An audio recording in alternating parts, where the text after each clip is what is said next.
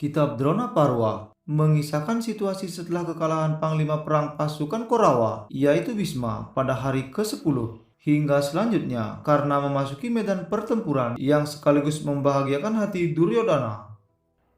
Diceritakan pengangkatan Bhagawan Drona sebagai panglima perang pasukan Korawa di hari ke-11. Namun setelahnya Guru Drona pun gugur di medan perang akibat dipenggal oleh Drestadyumna ketika beliau sedang tertunduk lemas mendengar kabar yang menyatakan kisah kematian Aswatthama, putra kesayangannya tersebut. Dalam kitab Drona Parwa dikisahkan pula gugurnya Abhimanyu di hari ke-13 dalam formasi tempur melingkar atau Cakrabuya oleh pasukan Korawa. Dan juga dikisahkan gugurnya Gatotkaca akibat terkena panah Indrastra, sebuah senjata surgawi pemberian Dewa Indra kepada Karna. Kitab Karna Parwa merupakan kitab ke-8 dari Astadasa Parwa. Kitab ini menceritakan kisah diangkatnya Raja Karna sebagai panglima perang pasukan Korawa. Dalam kitab ini dikisahkan pula saat Bima berhasil mengalahkan Dursasana hingga merobek dadanya sesuai sumpah yang diucapkan oleh Bima saat Dursasana berbuat tidak manusiawi terhadap Draupadi pada permainan dadu di Astina.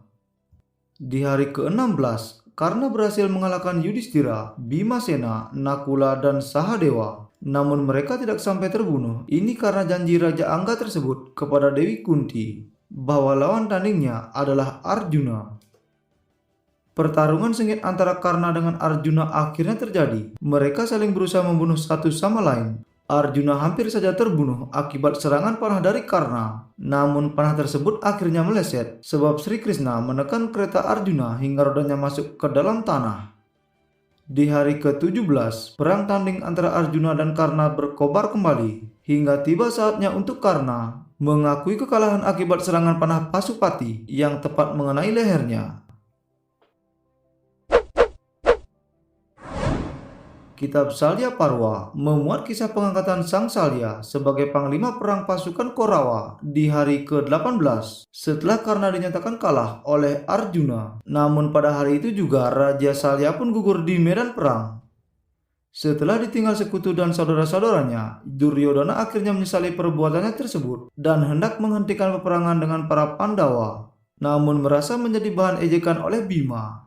Hingga Duryodhana merasa marah dan terpancing kembali untuk bertarung mengadu kesaktian dengan Bima. Dalam pertarungan yang sangat sengit, akhirnya Duryodhana pun kalah. Namun sebelum kematiannya tersebut, Duryodhana sempat mengangkat Aswatthama sebagai panglima perang pasukan Korawa.